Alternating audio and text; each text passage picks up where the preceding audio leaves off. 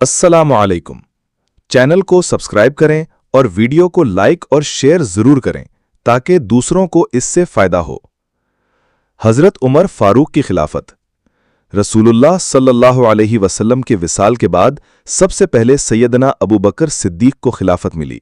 हजरत अबू बकर ने सिर्फ 2.5 बरस हुकूमत की और अपनी जिंदगी के आखिरी अयाम में उन्होंने अपने बाद खिलाफत के लिए हजरत उमर फारूक को मुंतखब किया।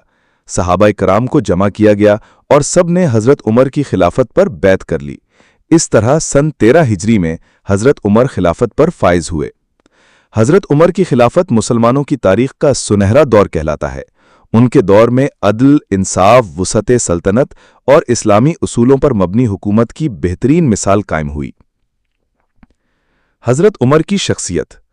कबूल इस्लाम से पहले मक्का के एक सख्त मिजाज, बहादुर और नडर शख्स समझे जाते थे, लेकिन जब ईमान लाए तो दीन इस्लाम के अजीम तरीन मुहाफिज और सिपे सालार बन गए।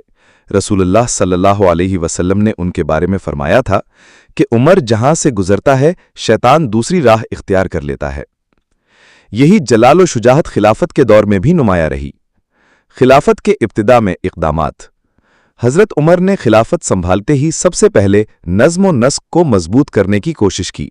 उन्होंने गवर्नरों को ताकीद की कि राया के साथ इंसाफ करें और बैतुल माल की हिफाजत करें। हजरत उमर रातों को गली कूचों में घूमते और राया की हालत खुद देखते। अगर किसी के घर फाका होता तो बैतुल माल से मदद पहुंचाते। अदल और इंसाफ की मिसालें। हजरत उमर के अदल के बेशुमार वाक़यात तारीख में महफूज हैं। एक मर्तबा एक किब्ती शख्स ने मिस्र के गवर्नर हजरत अम्र बिन आस के बेटे की शिकायत की कि उन्होंने मुझे कोड़े मारे हैं। हजरत उमर ने फौरन मुद्दई को मदीना बुलाया, मुजरिम को भी हाजिर किया और उस किब्ती को इख्तियार दिया कि वो भी उसे कोड़े मारे। फिर फरमाया कि कब से तुमने लोगों को गुलाम समझ लिया है, हालांकि उनकी माएं उन्हें आज़ाद पैदा करती हैं। ये वाक़यात दुनिया की तारीख में इंसाफ की सबसे रोशन मिसाल के तौर पर याद किया जाता है। फुतुहात। हजरत उमर के दौर में इस्लामी सल्तनत बेहद वसी हुई।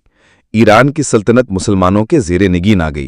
कादसिया और निहावंद की जंगों ने फारस की बुनियादें हिला दीं। रोम की सल्तनत भी शिकस्त खा गई। यरमूक की जंग में मुसलमानों ने रोमियों को इबरतनाक शिकस्त दी। शाम, फलस्तीन और बैतुल मुकद्दस मुसलमानों के कब्जे में आ गए। बैतुल मुकद्दस की चाबियां खुद हजरत उमर जाकर वसूल कीं। मिस्र भी हजरत अम्र बिन आस की क़यादत में फतह हुआ। इन फतुहात से मुसलमानों की सल्तनत 3 बरे-आज़मों तक फैल गई।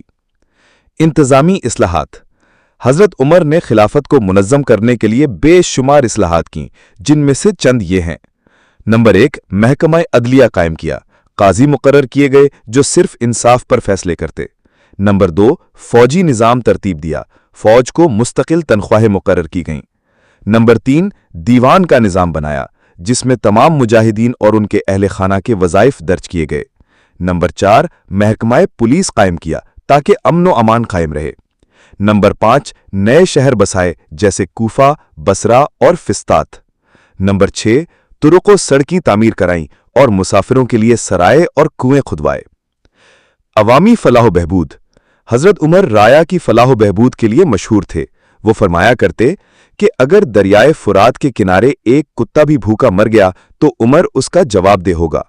वो रातों को गश्त करते और ज़रूरतमंदों की मदद करते। एक मर्तबा रात को एक झोंपड़ी में फाका ज़दा बच्चों की चीखें सुनी। माँ हांडी में पत्थर डालकर बच्चों को बहला रही थी। हजरत उमर फौरन बैतुल माल गए, अनाज अपनी पीठ पर लादा और खुद ले जाकर उनके घर दिया। मजहबी और इखलाकी इस्लाहात। हजरत उमर ने मसाजिद की तामीर पर खुसूसी तवज्जो दी, कुरान की तालीम को आम किया और कारी मुकर्रर किए। उन्होंने गवर्नरों को ताकीद की कि वो नमाजों का एहतमाम करें और जुम्मे के खुतबे में इस्लाम की तालीमात बयान करें। गैर मुस्लिमों के साथ सुलूक। हजरत उमर के दौर में गैर मुस्लिम राया को जिम्मी कहा जाता था। उनसे जिजिया लिया जाता, लेकिन उनकी जान व माल की हिफाजत मुसलमानों के जिम्मे होती। हजरत उमर ने हमेशा उनके साथ इंसाफ किया। जब बैतुल मुकद्दस फतह हुआ तो ईसारियों को मुकम्मल मजहबी आज़ादी दी। शहादत।